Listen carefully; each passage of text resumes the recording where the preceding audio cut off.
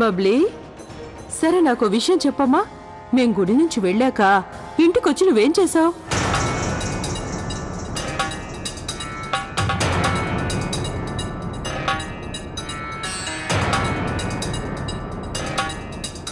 మేము ఆటలాడాం. అంటే దీని అర్థం నువ్వు నీ పుట్టినరోజు నాడు చాలా ఎంజాయ్ చేసావు, అవునా? అక్క, ఏం జరుగుతుందో అర్థం కావడం లేదు. నాకు టాయిలెట్ వస్తుంది. ఏంటి? తొందరగా తీసుకెళ్ళండి, లేదంటే నా ప్యాంటు తడిచిపోతుంది. అయ్యో, అరవద్దు. లవ్లీ, వీణ్ణి త్వరగా తీసుకెళ్ళు. అత్తయ్య గారి కంట పడకుండా తీసుకెళ్ళు. అంతవరకు పిల్లల్ని నేను చూసుకుంటాను. వెళ్ళు. త్వరగా త్వరగా. జాగ్రత్త. రా. నెమ్మదిగా చప్పుడు కానివ్వకుండా వెళ్ళు.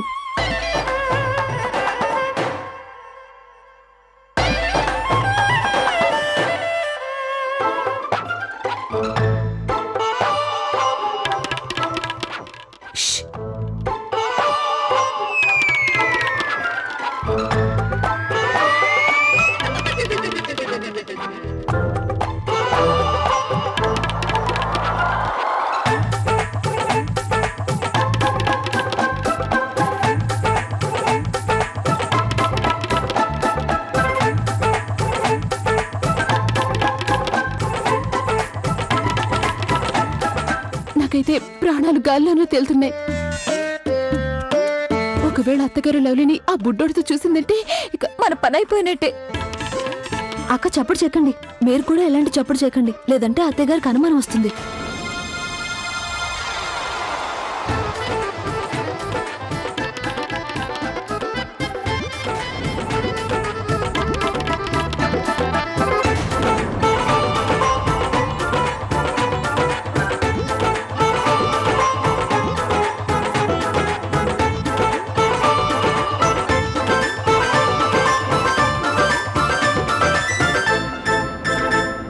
సరే బంగారు తల్లి, నాకింకో విషయం చెప్పు. ఈరోజు మొదటిసారి నువ్వు ఇంట్లో కొత్తగా ఏదైనా జరగడం చూసావా?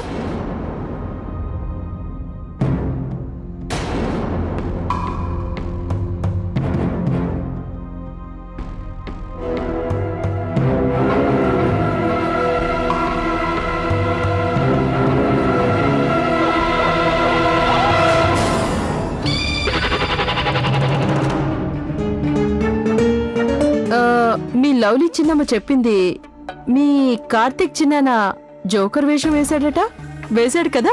అప్పుడు జోకర్ వేషం వేసుకొని నీకు బోలెడని కథలు చెప్పాడట. సరే నాకు చెప్పు, ఆ కథ ఏంటో నేను కూడా వింటాను.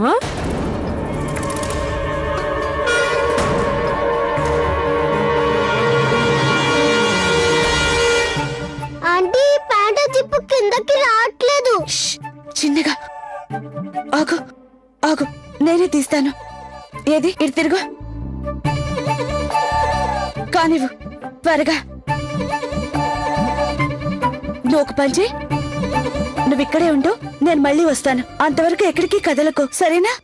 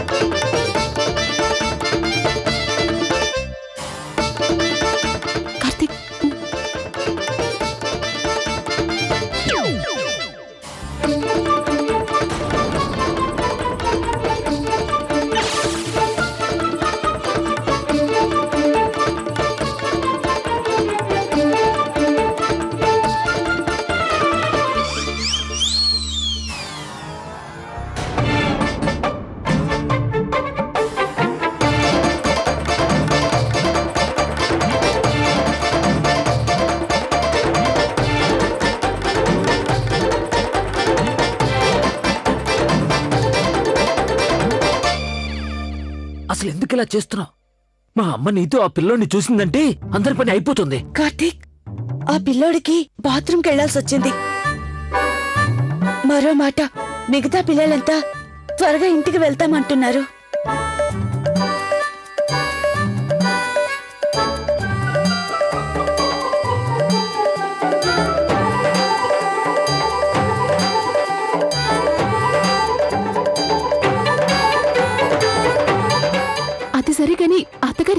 తీసుకెళ్తున్నారు కదా,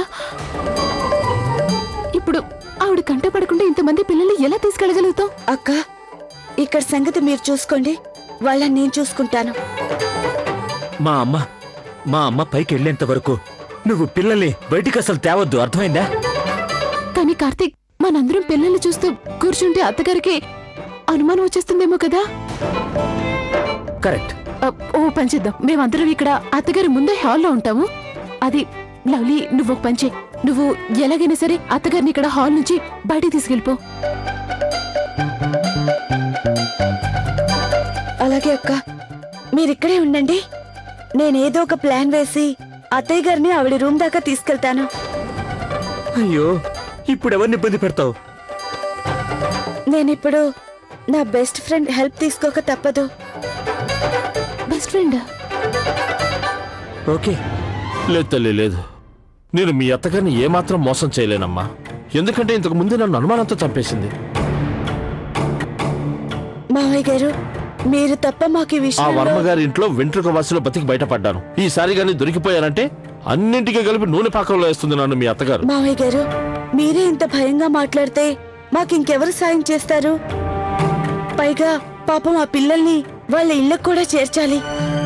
మీకు తెలుసా, ఆ పిల్లలు ఇంటికెళ్లేందుకు ఎంతగా కంగారు పడుతున్నారో? వాళ్ళు కనుక టైంకి ఇంటికి చేరుకోకపోతే వాళ్ళ అమ్మా నాన్న ఎంతో కంగారు పడతారు. ప్లీజ్ మావయ్య, మీరు అత్తయ్య గారిని హాల్లో నుండి మీ గదిలోకి తీసుకురండి ప్లీజ్. సరే తల్లి, నేను నా వైపు నుంచి ఏమాత్రం చేయగలను అంతా చేస్తాను. థ్యాంక్స్ మావయ్య గారు.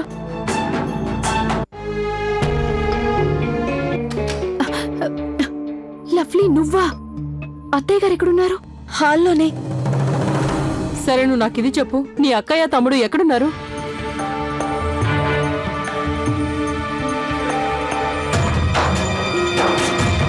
బబ్లీ, నానమ్మ గారు నిన్ను అడుగుతున్నారు కదా. వాళ్ళు తాతమ్మ గారి గదిలో ఉన్నారు.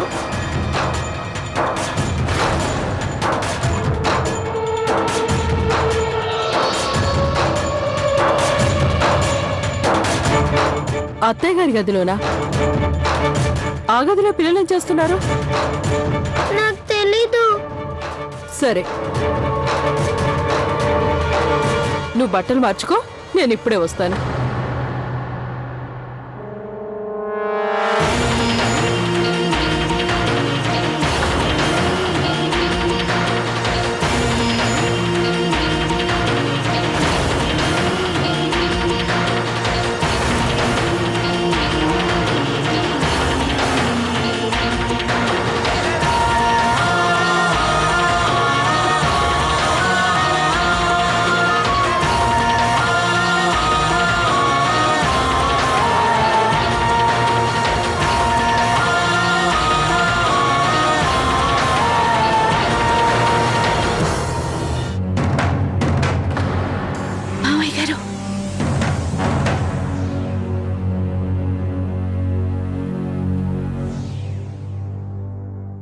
ఇక్కడ ఉన్నారా మీరు? ఏమైందండి?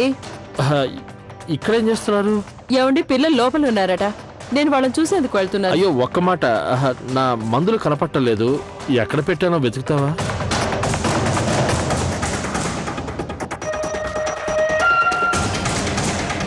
ఏమండి, అక్కడే పెట్టాను కదా, నేను రోజు పెట్టే చోటే. మరి నాకెందుకు కనిపించలేదు? నేను అంతా వెతికాను కదా. నువ్వే వచ్చి ఆ మందులు ఎక్కడున్నాయో వెతికివా ప్లీజ్. అసలు మీరున్నారే. సరిపదండి.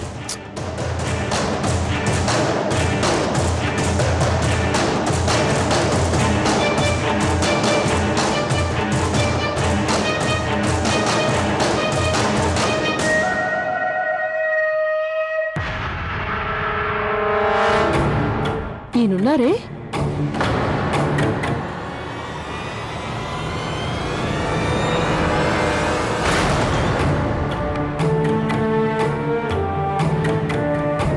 ఇదిగో చూడండి. ఏమండి, నేను మీకు ముందే చెప్పాను కదా, మందులు రోజు పెట్టే చోట పెట్టానని. భగవంతుడా, మీకేమైందో, ఎందుకు ఇలా చేస్తున్నారో ఏంటో, ఎదురుగా ఉన్న మందులే కనిపించడం లేదు. అరే, నేను పొరపాటు పడ్డాను, ఎక్కడెక్కడో వెతికేశాను. ఏమండి, మీరు ఈ మధ్య మరీ చిన్నపిల్లల్లా ప్రవర్తిస్తున్నారు. చూడు కౌసల్యాదేవి, ఈ వయసులో అందరూ కూడా చిన్నపిల్లలాగానే ప్రవర్తిస్తారు. నువ్వు కూడా కొన్నాళ్లలో చిన్నపిల్లవే అయిపోతావు. ఈ వేళెందుకో నా మనసు ఇంట్లో నాకు తెలియకుండా ఏదో గూడుపుటాని చేస్తున్నారనిపిస్తుంది. అయినా నేను వీళ్ళందరినీ అనుమానిస్తున్నట్లు ఏమాత్రం కనిపించకూడదు. కనిపించను కూడా. ఏమండి, మీరు కాస్త విశ్రాంతి తీసుకోండి. నేను ఇప్పుడే బట్టలు మార్చుకొని వస్తాను.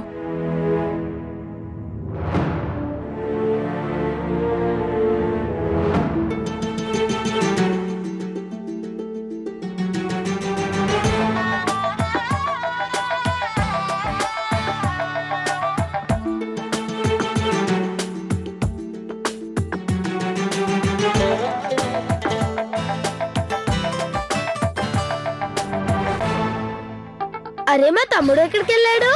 ఏంటి?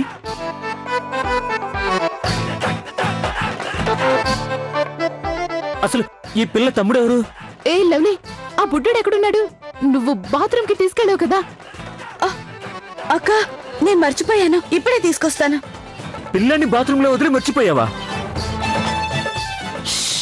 చిన్నగా గట్టిగా మాట్లాడకండి. ఒకసారి మళ్ళీ చూడండి, ఇంకా ఎవరైనా ఉండిపోలేదు కదా.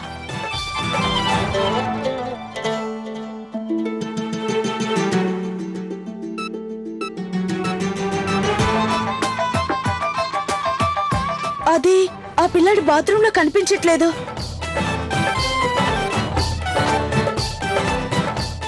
ఏంటి? మరి వాడు బాత్రూమ్ నుంచి ఎక్కడికి వెళ్ళాడు? తెలియడం లేదు. మీరు వెతికే ఆ పిల్లాడు వీడేనా? వీడేనా?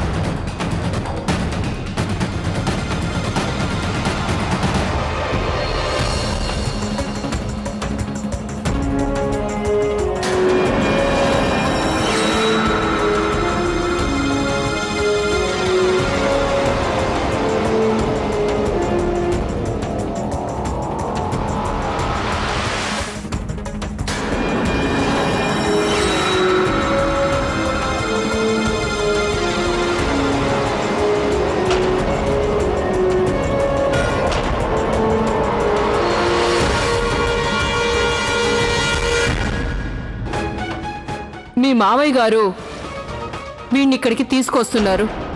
నా చూపులు వీడి మీద పడ్డాయి. వీడు అటూ ఇటూ తిరుగుతున్నాడు. మీ మావయ్య గారు వీణ్ణి చూశారు.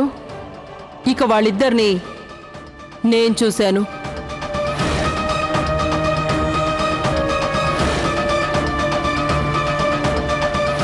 నాకు మొదటి నుంచి అనుమానంగానే ఉంది. నాకు తెలియకుండా ఇంట్లో ఏదో నాటకం జరుగుతుందని.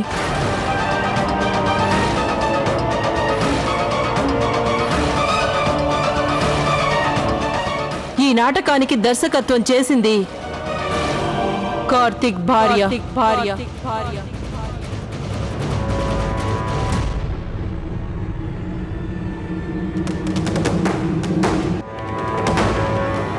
నువ్వు చెప్పే సంజయ్షి ఏమైనా ఉందా? అత్తయ్య గారు, ఈ పిల్లలందరూ బబ్లీ ఫ్రెండ్స్. తనకి బర్త్డే విషెస్ చెప్పేందుకు వచ్చారు. చెప్పేసి ఇప్పుడే బయలుదేరారు. ఆపు ఆపు ఆపు.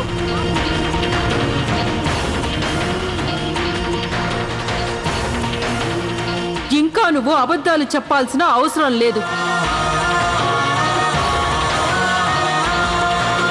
ఎందుకంటే ఈ పిల్లాడు ఈ ఇంట్లో జరిగిన పార్టీ గురించి వివరంగా చెప్పాడు.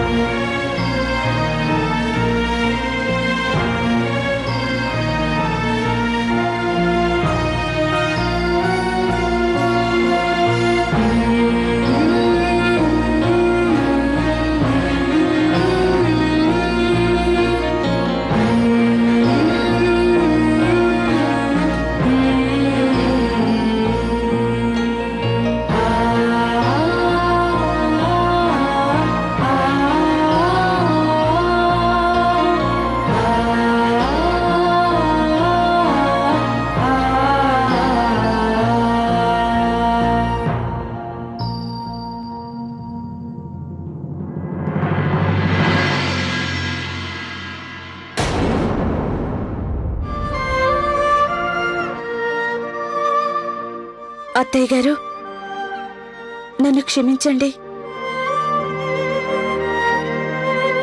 మీరు చెప్పింది నిజమే. మేమే ఇంట్లో పిల్లల కోసం పార్టీ పెట్టాం.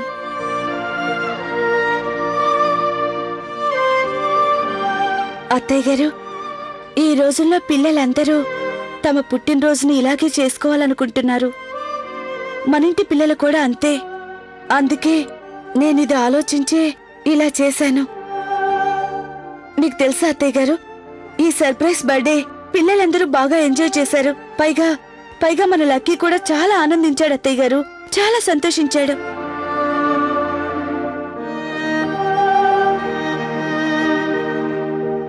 ఇదంతా నిజమని తెలిసిన తర్వాత కూడా నాకు నమ్మకం కుదరడం లేదు. నా కుటుంబంలోని సభ్యులందరూ ఈ పార్టీలో పాత్రధారులైనందుకు